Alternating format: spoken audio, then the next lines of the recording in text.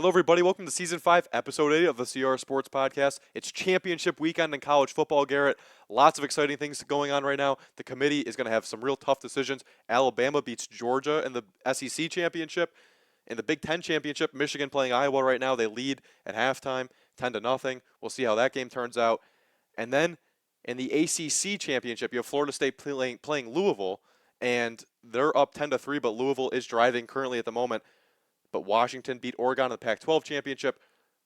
So they're undefeated. They're going to be in a lot of tough decisions, though, for this committee, and Texas winning the Big 12. Yeah, for the first time in a long time, it feels like the committee really has some decisions to make. All five power conferences are trying to represent themselves in the playoff. Obviously, that cannot be done. Could we possibly see the first ever college football playoff where there isn't an SEC team? Even the SEC champ, Alabama, could be left out. Obviously, the biggest game, the most entertaining game right now is the Florida State game, although there's not a lot of offense being played. They're only up 10-3, but this is the game that's really going to give the committee just absolute fits. The injury to Jordan Travis, Florida State actually playing this game on their third quarterback, although the backup, Tate Rodemaker, should be back if they were to clinch a spot in the college football playoff or their bowl game. But what do you do with a 13-0 Florida State team who a lot of people are thinking can't make much noise without star quarterback Jordan Travis? It's hard to punish them for an injury that they can't control, a devastating injury to Jordan Travis, very gruesome. I don't recommend watching it. His leg was basically dangling the other way.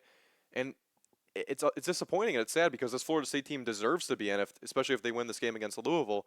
But it's an unfortunate end to the season for them. But Rodemaker, like you said, will be coming back. So I think the committee has to put that in their analysis of Florida State and if they should be in the tournament or not. So it's very interesting. And then you look at the other side, like you were talking about with Alabama and Georgia, will there be an SEC team in? We don't know. We're not sure because Texas played very well today against Oklahoma State. They won the Big 12. Game was at AT&T Stadium in Arlington, Texas. And right now, it's really just a toss-up. But this is what makes it fun with the 4-team. But this is the last year you're going to get it. Yeah, you mentioned this is last year with the 14 playoff. I think the 12-team playoff, a lot of people are saying, oh, it's not going to make the regular season matter as much. There's going to be a lot more games that people are interested in. When these teams ranked 10 through 15 are playing in the last couple of weeks, it's going to mean something instead of a 3-loss team who's really just playing for bowl positioning, I guess you could say. But going back to the 14 playoff, the one safe team as it stands right now has to be Washington at 13-0. There's absolutely no scenario where they don't make it. 2 wins over Oregon, who they were Washington was 9.5-point underdogs yesterday against Oregon. And Michael Penix Jr. just continues to build on his Heisman campaign, although I don't think he's going to end up winning it. Michigan up 17-0 now on Iowa. Think they're probably going to go on to win. You can't leave them out either, 13-0. So those two teams are pretty safely, and I think we can both agree on. And then it's the last two spots where I think Texas has sort of cemented their spot at this point, winning that big game because they have the head-to-head win over Alabama. Yeah, it's There's tough. absolutely no reason that Alabama makes it and Texas doesn't. If Texas is not ranked higher than Alabama, then I just give up all hope of the college football playoff. But Garrett, this is where it's tough. You look at Texas, you look at Alabama, you look at Georgia, those 3 teams. Now you can say, well, Alabama has the head-to-head versus Georgia. So then they'd be saying, well, it's not fair if we're in. And then Texas is saying, we have the head-to-head against Alabama. It's not fair if we're in, and they're one of them are in. I think it's very tough, especially a Georgia team that was undefeated up until today. So it makes it very interesting what the committee's going to do. But how would you possibly dissect that when Alabama has the head-to-head, Georgia has the head-to-head, Texas had the head-to-head? It's all the way around. Well, I think it's pretty easy to dissect. Texas should be ranked above both, and then Alabama should be ranked above Georgia. Georgia doesn't have the head-to-head over any of the teams in the college football playoff discussion right now. And yes, they just won 29 games in a row or whatever, but this is the only season that matters right now. It doesn't matter what they did the last 2 years. At the end of the day, they're not a conference champion. Alabama is, Texas is, and they have the same record as those teams. And when you're not a conference champion in such a competitive year, you don't deserve to get in. So for me, the conversation is really, I think if Florida State beats Louisville, Texas, I think, should be in. Whether they're the 3 or the 4 seed, we'll have to see with where they want to rank Florida State if they can hold on. The conversation then becomes, is it Florida State or Alabama? Because assuming the conversation is really Florida State, Texas, and Alabama, but 2 of those teams are getting in, and you'd think Texas should get in over Alabama. But the committee does say they can factor in injuries with the Jordan Travis thing. Well, I do think Florida State is deserving. It's hard to see that I think the committee's going to lean Alabama over Florida State the way they treat the SEC. Well, you look at it too. Florida State hasn't been impressive tonight, and they weren't impressive last week against Florida either in that rivalry game. That they ended up winning, but it was close for most of the game. It's really hard to me to think of a scenario in which you penalize a team that is undefeated in the ACC, won the ACC. What else could they do? They had this terrible injury, and Rodemaker coming back, I think, plays a pretty big role into this because what you're getting tonight is not the true Florida State team. Obviously, it's not going to be the true Florida State team with Rodemaker in, but it's something that's a lot closer to that. And to penalize a team like their defense and everybody else that plays on that team outside of the quarterback position, I just don't think it's fair. So I think if Florida State wins, deservingly, you have to put them in. But I can also see you look at the viewpoint from the committee standpoint. They say it's not going to be a competitive game. They know it's going to be a blowout, and it will be. It's not up for debate. If Florida State is in, we'd be shocked. We'd be absolutely shocked if they put it up a fight against any of those top teams that are in the playoffs. Yeah, if they have Rodemaker in at quarterback, I think they can keep it close with the way their defense has been playing recently. But what do you say to your team if you're Mike Norvell, who's 13-0, ACC champs? It's a Power 5 conference. You played LSU on a neutral field, who has probably the Heisman winner in Jaden Daniels, and you beat them by 20 points. You won on the road and beat what's going to end up being, at the end of the season, a top 20 Clemson team. You beat your rival on the road with your backup quarterback, who was fighting for bowl eligibility at the end of the season. That wasn't a cupcake walk for them. No. And now he's supposed to go and tell his guys, let's go play in a New Year's Six bowl that doesn't have any implications on the national championship, even though we just controlled everything under our control. Yeah, I don't think it's fair. And so we'll just do our top teams rankings now. Let's say if we're the committee, we'll put our 4 in. If I'm the committee, 1, I'm probably putting Michigan. 2, I'm going Washington. Michael Penix has had this Heisman-type season. He's been unbelievable. I think it'd probably be safe to say that he's the front runner at least. I think so. It's close, Jaden but Daniels. I guess. But Jaden Daniels isn't in the playoffs and isn't going to have a chance to win the national championship. Penix does. Doesn't have a defense. Yeah, I know, but I think it does matter. What they don't want to say recency bias matters, but it does a little bit. And at 3, man, at 3, this is the debate is. I'm going Alabama at 3, and I think I'm going to go Florida State at 4. How can you put Alabama? Or no, wait, excuse me. I would go at 3. I think I'd have to go Florida State because they're undefeated, and then at 4, I think I'd be going Texas. I'd want to say Alabama, but that's from the deservingly standpoint. That's if you want the best games though, I go Michigan 1, Washington 2, Texas 3, Alabama 4. Yeah, I think that's what the committee's gonna do. That's my prediction for the committee. I'm a Notre Dame fan, so I'm glad to see that Ohio State lost. I don't like Michigan either, but I really do not like Ohio State. Alabama, I would love to see them miss it. Them in Georgia, I just was so happy. I thought maybe possibly that Alabama knocked Georgia and the SEC as a whole out. So mine top 4 would be the same as yours. I would go Michigan, then Washington, then Florida State at 3, and then Texas at the 4 because they beat Alabama head-to-head. But it's just really hard to me. We're watching this game. Alabama looked a lot more impressive than Florida State looks right now. Yeah, so that's what I think they should do. But what I'd like to see is I would actually like to see the Michigan, Washington, Florida State, and Alabama or Texas. I mean, you could put either one of them in. It's tough. No team has a better win than Alabama than beating Georgia in the SEC championship. So that's what I think Alabama has going for them over Texas. Texas doesn't have a win like that. Texas beat Alabama is what you can say, but that win over Georgia, I think it makes it very tough for the committee. Yeah. And that's a more competitive game than them playing Oklahoma State. Oklahoma State's a good team. They kept it close or they didn't really keep it close, but they've kept it close with a lot of good teams for a while. They've had some good wins, but it would be fair and it would be good to see everybody that's in, they're all conference champions. They all won their conference. Yeah, and I think with the 12-team format, we should be getting rid of the conference championship games as well. As it just seems it's doing more harm now than good for a lot of teams. But we'll switch things over more to the hardwood then, to the football field. College basketball, a lot of upsets today, heavy upsets. Some of the Blue Bloods going down with Villanova losing, Duke losing. We had a really good battle between UConn and Kansas last night. Kansas was able to come on top. North Carolina had a really close game today, and then a couple other ACC matchups as well that were interesting. Yeah, so Villanova lost in that classic or Big Five that they call it. The Philadelphia schools and around the area, they always play in this classic tournament, and it's at the Wells Fargo Center where the 76ers play. And Villanova losing to St. Joseph's. Villanova losing to Drexel today. They're still 18 in the country. That's going to change on Monday when they redo the rankings. Or is it The on? St. Joe's lost as well. Yeah, to Temple, right? No, they lost to St. Joe's. Oh, no, yeah. No, they're still. St. Joe's, Drexel, and Penn. Villanova's lost to. Garrett, check that on the St. Joe's versus Temple because that's for the championship. But I thought you were talking about that. I thought you knew. That game was going on tonight. Started at 7:30. That was on Peacock. But very interesting. Kentucky, they lost too. Yeah, UNC Wilmington got them. And then you look at Duke. They lost to Georgia Tech, like you said. They haven't been impressive recently. And then, oh man, a lot of these teams, Duke's second loss it's of the week. weird.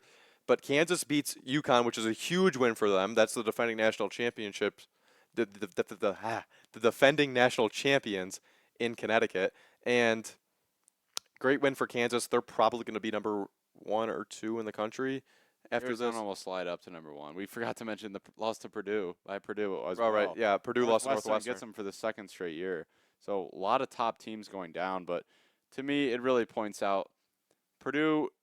I can't see them making a deep run in March again this year, just because of how heavily they rely on Zach Yeah, Edey. it's all Zach If Edey. he has an off night, if a team figures out a way to neutralize him, it's just really hard for the rest of the guys to get going. I feel like a lot of the success from the surrounding players is due to the attention that Zach Edey. Yeah, Zach Edey's phenomenal. And what what else could he possibly do for this team? He puts up points. In that loss, he had 30. So it's really just Zach Edey, and they're too heavily relying on Zach Edey. They need a lot of other players to step up and just help him get to a winning cause, a winning role in that team. Someone else has to be the reason. Someone else has to step up when Zach Edey has an off night. And even when he doesn't have an off night, he needs a supporting cast. He needs people to play defense with him. He needs people to play offense with him. He needs just people to play basketball with him. And basketball is a team sport, Garrett. It's not an individual sport. You could have one star, and it doesn't always work out. You need a couple. You need at least 2. You need 3. And once you get that, then you could be a really dangerous team. And can you imagine what Purdue, how good they would be if they had amazing guard play or something like that?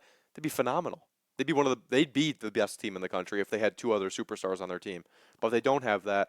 And I think it's another cause for concern for Purdue. They lost to FDU last year in the tournament, the 16 seed, who made it a little bit of a run. So I think a little bit of the same from last year with Purdue. I think it's going to be a very similar season. Yeah, I think Purdue's maturity is going to help them. A year older for Lawyer and Smith in the backcourt for them, and then Edey. There's the monstrous 35-point game. Boo Boo, he dropped 31 for Northwestern. He's back for his senior season. But it's been weird just to see. Last year felt like the story of the college basketball season was there isn't a best team. And so far, after UConn went down, I know Arizona's still undefeated. They'll be ranked first, but it still doesn't feel like there is a team that's just separated themselves. I know it's very Arizona early, and but- Kansas probably at the moment. Yeah, That I win think- over UConn, I value that pretty high. Yeah, they're going to be 1 and 2, but Marquette just lost today to Wisconsin. Marquette beat Kansas in the Maui Invitational. Wisconsin now with some big Yeah, wins. They Wisconsin blew was out Virginia, and then they got the win over Marquette. some puzzling losses and some big wins for them. So it feels like we're in for another season of not just blue blood domination, which I'm all for. I don't like when it's just Duke and North Carolina and Kentucky ranked in the top 5 the whole year. I think we're going to have a lot of fluctuation in the rankings. And it just shows that when teams like Duke and Kentucky rely so much heavily on their freshmen, they're 18, 19-year-old kids. They're not performing at a consistent rate. Yeah, and it's under John Shire. It's that's what you can say for Duke. It wasn't that impressive a first year for him. I know there's a lot of pressure now that Coach K is gone. It's really hard to fill his shoes, but he hasn't really stepped up to the plate yet. And that's not the eyes aren't going to be people aren't going to be looking at him like this, like crazy, super critical yet. But I think you're going to start to see it if Duke loses more games, like losing to Georgia Tech. That's very interesting. It's very puzzling. It's very confusing. What does Duke do? They get the best recruits possible. They get the best recruits, Garrett. Not even close. And well, yeah, this year, but Duke gets unbelievable recruits. They're always in the top 5 for recruiting classes. It's a new group that comes in year after year. They're a bunch of 5 stars, and the recruiting hasn't taken a hit yet. But if there's more of losing games, if they're unranked again, kind of like last year, where it's just unimpressive, will you see? Okay, Duke doesn't have the same prestige that it had with Coach K. I think that's possible.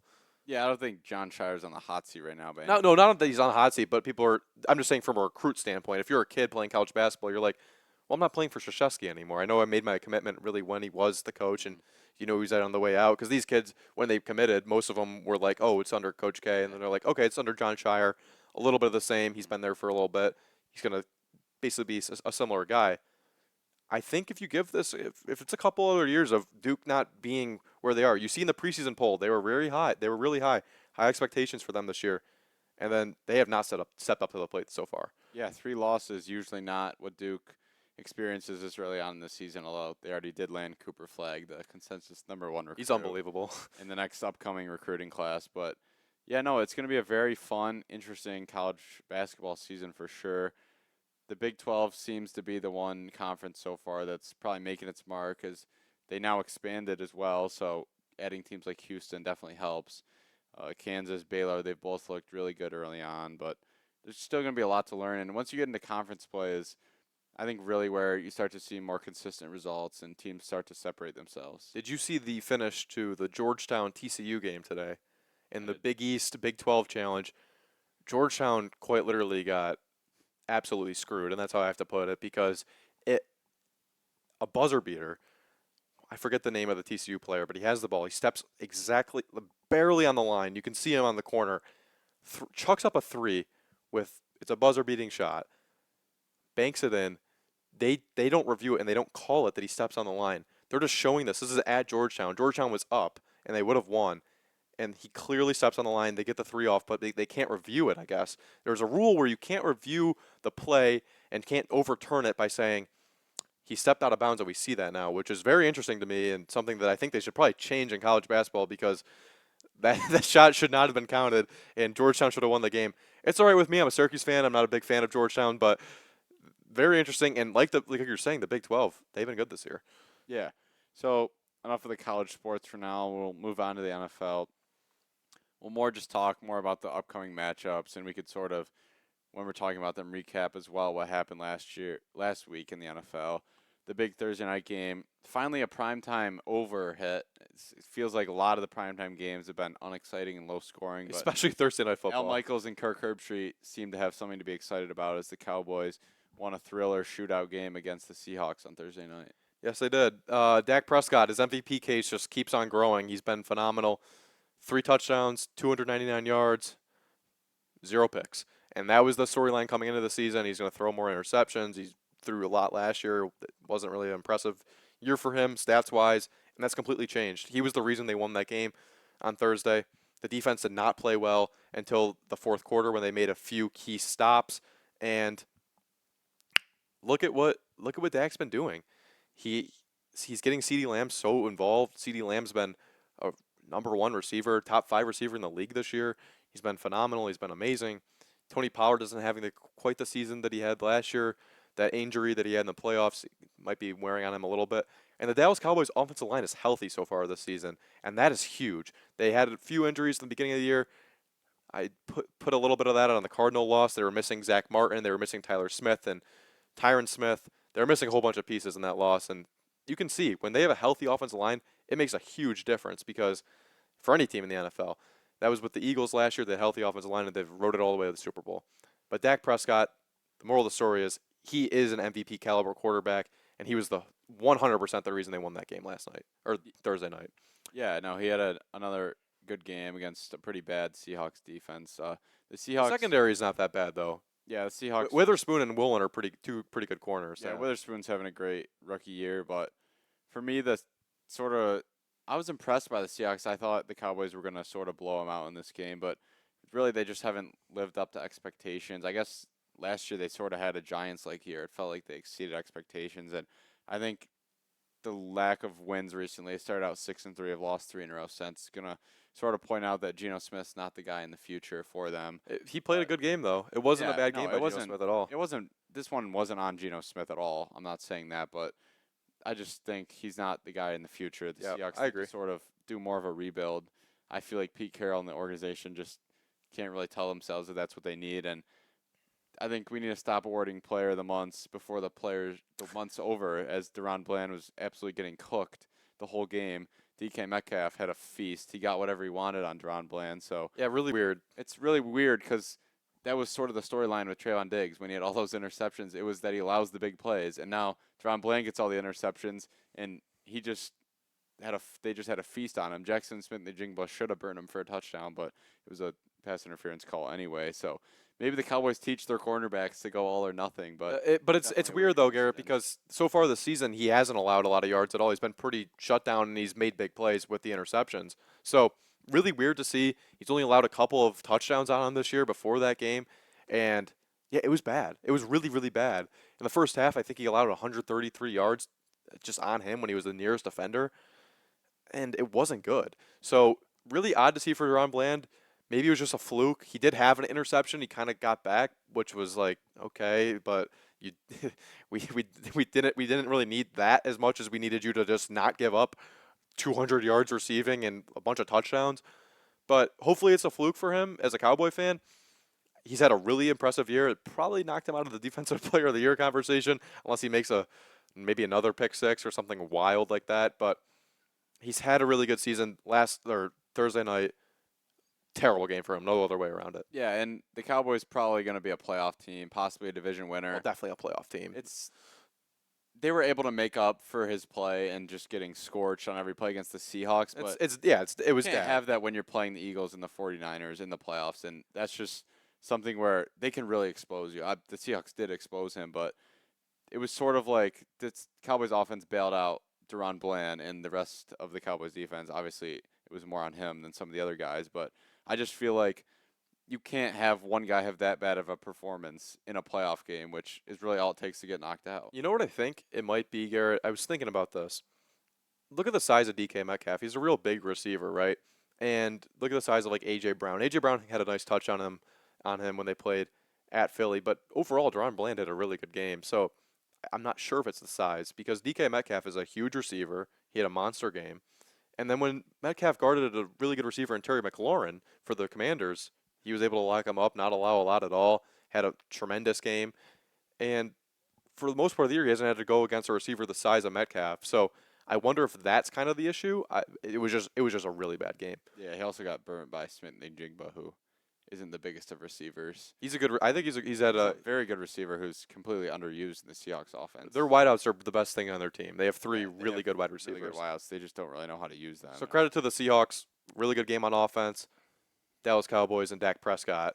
Dak Prescott. Yeah, The reason why. and the Cowboys starting to get into the meat of their schedule now. They're gonna have. There goes the narrative of they haven't beaten a winning team yet. Well, they're not. They technically don't have a winning record. Well, they did anymore. when they played them. So, I mean, if you want to say what they did when they played them, they also played the Jets when they were 1-0. Yeah, So, that's why it's hard to put that narrative, but I think the Cowboys are starting to get into the place where they're getting tested every week now. So can they string back to back to back performances together? We're gonna have to wait and find and out. Garrett, just one last note on that game. A lot of years in the past, you would say, "Oh, the Cowboys are going to find a way to lose this game and disappoint everybody." And it did. I had no faith. It felt like they were not going to win that football game. They're getting outplayed, and they just found a way to win. They found a way to make some key stops on defense when the defense played terrible most of the night. They found a way to just score some touchdowns in a way where I was like, "Oh, we haven't seen this before, really." That was a not the best game of the season at all by the Cowboys standards, but it showed something in the sense that you weren't the same old Cowboys that everyone pins on you. That narrative that's always like the Cowboys are going to cowboy. It didn't really happen, and that felt like a prime example of the game. Thursday night football, you're playing on Thursday at home. People are thinking you're heavy favorites, and you're going to screw it up. They didn't though, and that's big. And then it's going to be huge going into their game in Philly next week Yeah, at Dallas. they got the Lions, the Bills, and the Eagles all coming up. So 3 good tests there to see where they're gonna end up going into the playoffs, what seed they're gonna be, if they're gonna even have a home playoff game, because either the Eagles or them aren't gonna have a home playoff game. So that'll be really interesting. Yeah, if but- the nine, and then we'll just talk about it now. The Niners play the Eagles. That's on Sunday. That's tomorrow. That's going to be a great game. That's in Philadelphia. Probably should have been flexed to a primetime game. It's a really good game. But Brock Purdy, he goes in. we'll see what Brock Purdy we get. He's been tremendous lately, but the 3-game losing streak was so weird. Is it abnormal? Just like, oh, 3 games of that was a weird skid, and now we're fine. But this Niners team, I have a feeling that they might not lose a game the rest of the season. In the regular season, they've been really, really good. And I think they're going to go into Philly and they're actually going to win. The Eagles have been just getting, honestly, scaping by in where they've been outgained in yards for 4 straight games, I believe, and they find a way to win the game. The refs were awful in the Bills game. There's no other way around that. It's true. You can't pin it on that. James Cook dropped the touchdown. Gabe Davis went the wrong way for the Buffalo Bills in Well, overtime. that wasn't. Or that wasn't Allen on threw it the Gabe wrong way. It Davis. was a miscommunication. It was. I mean, it's a choice route, and both of the choices were open, so Yeah, it's kind of unlucky. But it was unlucky. And the Eagles have been they've found a way to just pull out games when they don't play good. So that's something big that you'd like to see in your team too. So credit to them for that. But this is going to be a good game against the Niners. Interesting how they match up, and like we were just talking about with Dallas, if the Eagles lose this game, they are going to play the Cowboys in Texas, and if Dallas wins, they would have the same record. So that's where it gets interesting and who's going to lead the division and this playoff picture in the NFC coming up. yeah, I think I'm really interested to watch the 49ers play the Eagles, just like I was the Bills to play the Eagles last week. You mentioned how the Cowboys, they found a way to win. It feels like that's what the Eagles have been doing. They built this culture of just grinding out games, finding ways to win even when they don't play their best. I think the 49ers are the best team in the NFL. I think they're going to prove that tomorrow against the Eagles. Yeah, I agree. I think that 3-game skid was just really weird. They had some injuries. Trent Williams and Debo were out from.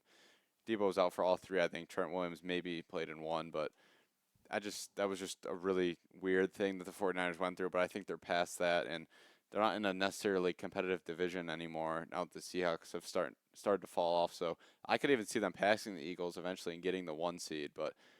I think they're going to assert their dominance, and it's also a bit of a revenge game because the NFC Championship, where Brock Purdy got hurt and the Eagles sort of cruised to a victory, happened in Philly last year. So Well, they had no quarterback, right? It was now that's why there's that emergency quarterback that's in the NFL now, where they don't want to have Christian McCaffrey trying to throw Yeah. passes. But this is also a huge game, like you were saying, for the playoff scenario because if the 49ers win or if the Eagles win, they have the tiebreaker over the other team. If the Eagles win, though, they're right on the coast. They have a direct view to the number 1 seed. But if they lose, the Niners, they're right there. Dallas is kind of close. Dallas is looking out of it because they've lost both to the Eagles and Niners, and then the Cardinals. So their NFC record that's where they gotten all their losses. So it's not the best compared to those 2 teams. But the Niners, if they beat Philly, they have that tiebreak with them for the number 1 seed. yeah, it feels like the winner of this game is going to get the number 1 seed. It's weird because if the Eagles win, they'll be 3 games up on the 49ers, and they'll have the tiebreaker over them. Yeah, Whereas if they win, they're gonna get the number 1 seed. if the 49ers win, they'll be a game back of the Eagles, and they'll have the tiebreaker over them. So yeah, if you look at it this way, if the 49ers win, they're just behind Philly, and then Philly has to play Dallas.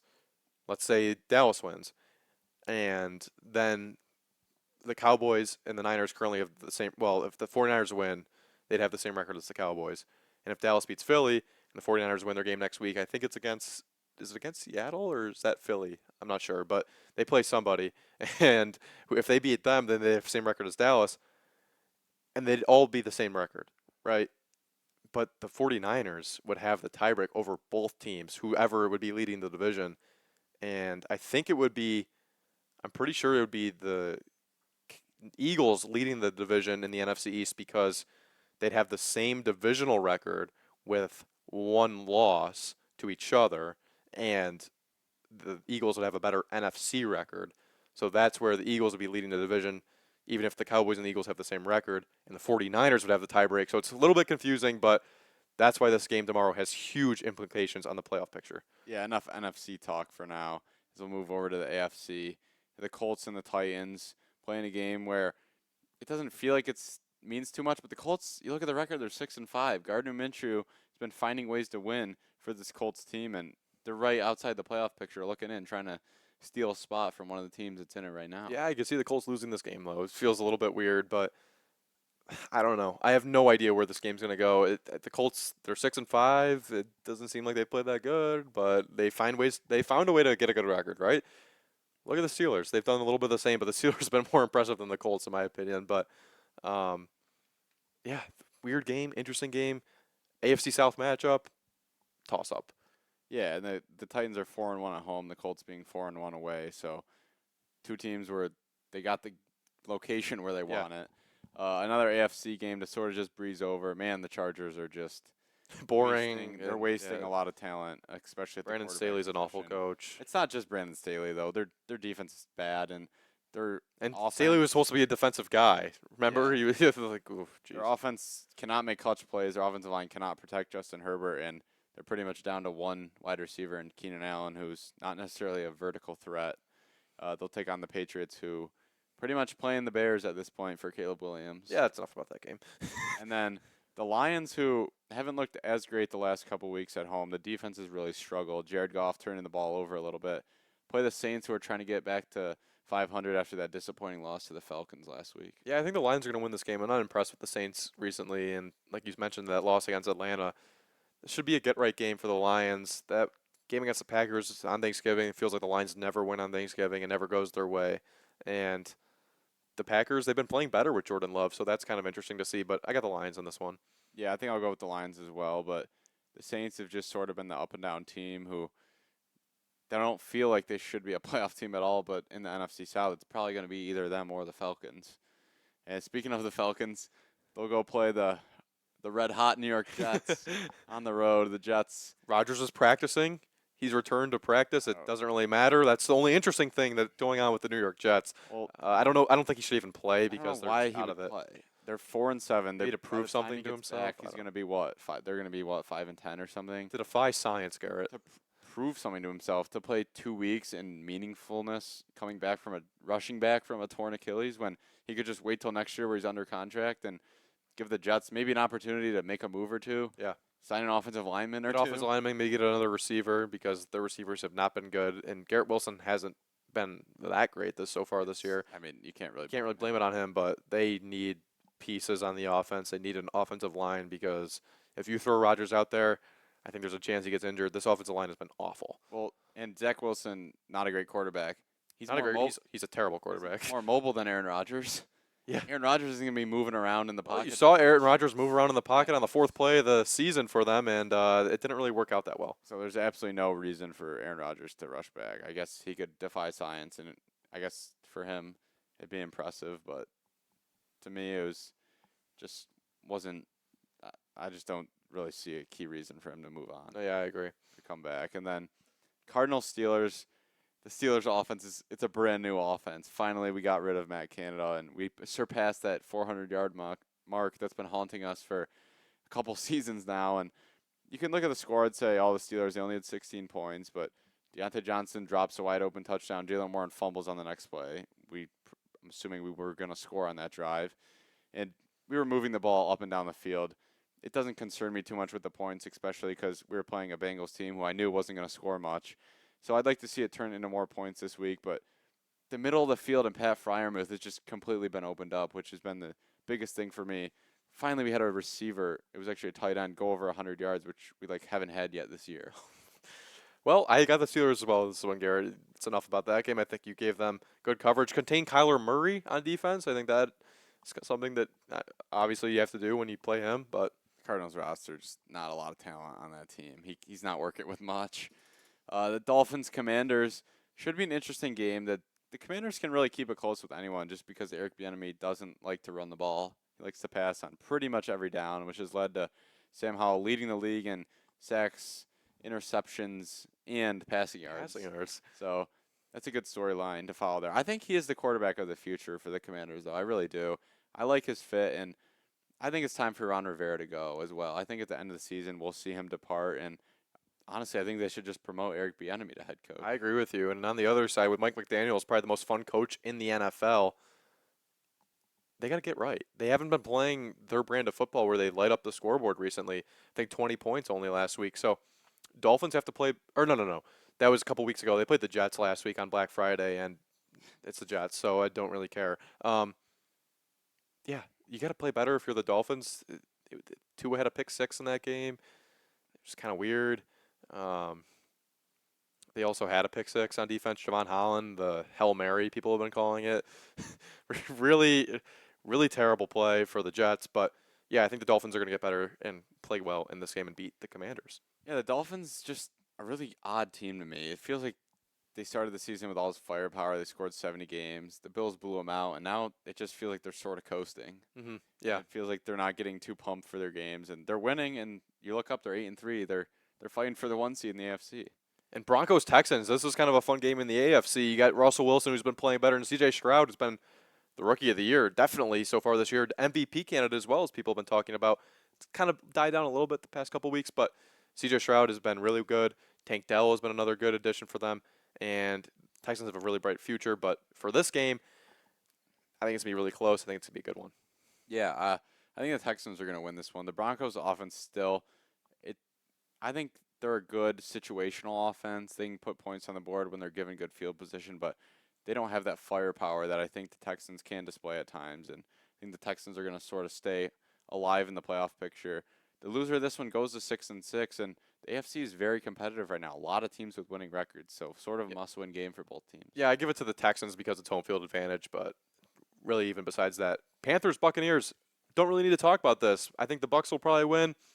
Who really cares?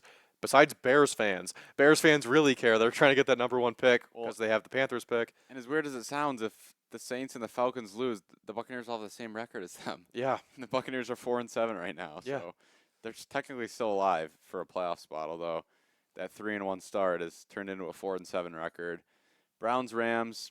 Browns. I got the Rams in this one. I got the Browns in this one. I think their defense is going to shut down Matthew Stafford. Joe and this Flacco offense. getting the start in this one. The Browns Oh my God. offense. Well, it's just that's the problem though. It's like the Jets. They don't have a quarterback, but their team is so much better than the The Jets. Rams on had two offense. nice wins the last 2 weeks, and they're hosting the Browns, who cannot move the ball whatsoever on offense. The Browns are not going to make the playoffs, even though their defense is just amazing. They're completely wasting it because they don't have a quarterback. The record is what 7-4 though. 7-4, but in a highly competitive AFC, that's going to continue to tank throughout the season. And the Rams are slowly putting themselves. They're like the Packers. They're slowly trying to get back into that playoff spot as the Vikings and Seahawks are sinking. Mhm. Those teams are rising, trying to sneak into the playoffs. And then, like you're just saying, the Packers, they're playing the Chiefs. This is a tough game. I think Patrick Mahomes is going to win this one. Well, we're back here at CR Sports after a little of technical difficulties, Garrett. But we were talking about the Chiefs and the Packers, and this one's in Lambeau. I think Patrick Mahomes is going to go in there, and they're going to get a good win, but they need it. The Chiefs need it just as much as the Packers need it, it feels like. The Packers trying to claw their way into the NFC playoff picture, and the Chiefs trying to get that one seed in the AFC. Yeah, the Chiefs favored by 6 points in this one. I think that's a little too high. I think the Packers have been playing some really good football recently, and the Chiefs still haven't quite impressed me. They still don't feel like their former selves from that Super Bowl run they had last year, and really just the Chiefs team we've seen over the past 4 or 5 years now with Mahomes at the helm. But I think they're going to find a way to win this one. They're a team. It's just hard to pick against the Chiefs. You just always feel like Mahomes has the ball at the end of the game. The Chiefs are going to win. I think they're going to find a way to win this one. But I think it's going to be pretty close, and it's a game where if the Packers win, all of a sudden they feel like they're really back alive, winning 3 straight. Yeah, definitely, especially with the Vikings who haven't been playing well, the Seahawks who have now lost 3 in a row, I believe. They have a chance. They have a chance to climb up the ranks in the NFC and maybe claw their way into the postseason. Bengals Jags. Monday Night Football. This is going to be a boring game just because Joe Burrow's out. It would have been a really exciting one. I would have been really looking forward to this if it's a Joe Burrow Bengals versus the Jacksonville Jaguars with Trevor Lawrence, who they've been playing very good football recently, and I think off a bye last week they had. Now they're back, and the Jaguars. Let's see what they can do for the rest of the season. I know they're going to win this game, no doubt in my mind, but I think the Jaguars are a team that you have to take seriously. Very interesting to watch them the rest of the way. They have some good wins, and the only really bad loss is that one to the Niners where they got absolutely blown out. Yeah, I think the Bengals, like the Browns, season's sort of just a wash at this point without really a quarterback. It's really a shame. I know the Bengals got off to a rough start, but Joe Burrow felt like he really had this team turned around. So to see him go down against the Ravens, it was truly disheartening. And even as a Steelers fan, it gave us sort of a nice win last week without Joe Burrow. But the Bengals were going to be one of the top competitive teams in the AFC, and now they're going to have to sort of just regroup and wait till next year. But for the Jaguars, a win would move them to 9-3, and after the big win over the Texans, where the Texans kicker, who they just signed like the 2 days prior or something crazy like that, hits the crossbar Yeah. on the last kick of the game to tie it at 24. It was short, so the Jaguars were able to win that one, separating themselves from the Texans, a little bit of breathing room. I think the Jaguars, they should win this one very easily. Obviously, the NFL is very predictable, but there's no reason why the Jaguars can't run away with this one. They're favored by 9.5. I think they should cover. So the Jaguars not in a very competitive division right now. Obviously, the Texans, Texans, one of yeah, the besides surprises that. of the NFL, but I guess the Colts are over 500 too.